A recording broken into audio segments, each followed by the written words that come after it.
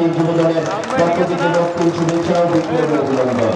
বক্তব্য শুরুতে বাংলার রাখাল রাজা মহান স্বাধীনতার ঘোষক শহীদ রাষ্ট্রপতি জিয়াউর রহমানকে গভীর শ্রদ্ধার সাথে স্মরণ করতে চাই।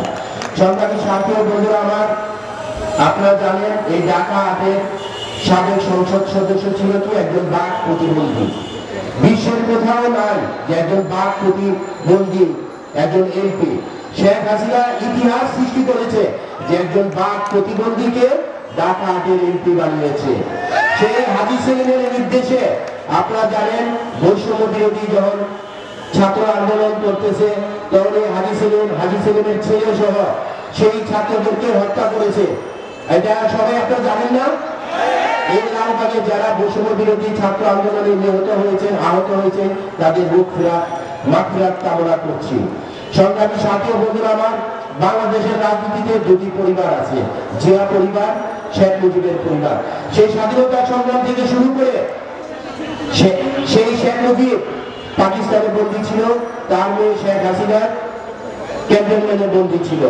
আর আমাদের নেতা যারা মুক্তিযুদ্ধের সেক্টর কমান্ডার জিয়াউর রহমান একজন সেক্টর কমান্ডার হয়ে নিজে যুদ্ধ করেছেন এবং বাংলাদেশের স্বাধীনতা ঘোষণা করেছেন। আপনারা জানেন যখন ৯০-এর স্বৈরাচার এরশাদ বিরোধী আন্দোলনে যখন শেখ হাসিনা এরশাদের সাথে আঘাত করেছে, সাবেক প্রধানমন্ত্রী দেশনেত্রী বেগম খালেদা জিয়ার বিরোধের কারণে শেখ হাসিনা এই স্বৈরাচার এরশাদের পতন হয়েছে।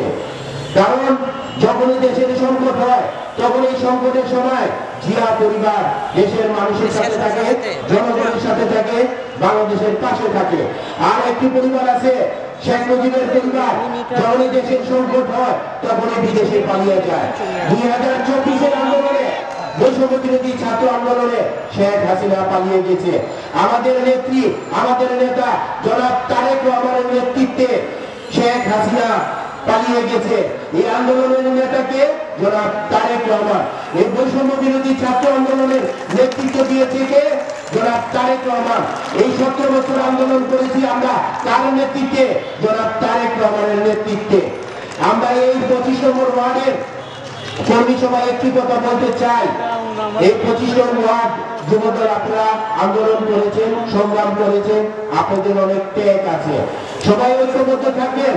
আপনারা এমন কোনো কাজ করবেন না যাতে দলের ভাব মূর্তি নষ্ট হয়। জনাব তারেক রহমান একটি নির্দেশনা দিয়েছে, আপনারা সবাই ঐক্যবদ্ধ থাকবেন। কেউ কোনো চাঁদাবাজি করবেন না, কারো বাসা বাড়ি দখল করবেন না, কারো জমি দখল করবেন না। সেটাকে আপনারা পারবেন না? যখন যদি ক্ষমতায় আসে আপনাদের অনেক ট্রেক আছে, অনেক শ্রম আছে।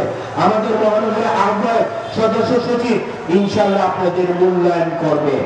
সে পর্যন্ত আপনারা সবাই ঐক্যবদ্ধ থাকবেন এবং দলের যে নীতি নৈতিকতা আছে সেটা মেনে চলবেন। আমাদের দেশটায় জনাব তারেক রহমান ৩১ দফা দিয়েছে। সেই ৩১ দফা আপনারা সবাই ঘরে ঘরে গিয়ে, মা বোনদের গিয়ে, বাজারে গিয়ে, মার্কেটে গিয়ে ঘরে ঘরে বুঝাতে হবে ৩১ দফা। এই অন্তর্বর্তী সরকারকে বলতে চাই, এই ৩১ দফা বাস্তবায়ন করলে বাংলাদেশের সব সমস্যা সমাধান হয়ে যাবে। বক্তব্য পরিশেষে একটি কথা বলতে চাই, আমার নেতা শহীদ নাসিরউদ্দিন আহমেদ পিন্টু ভাইকে জেলখানায় হত্যা করেছে। এই হত্যার বিচার দাবি জানিয়ে আমি আমার বক্তব্য শেষ করছি। খোদা হাফেজ।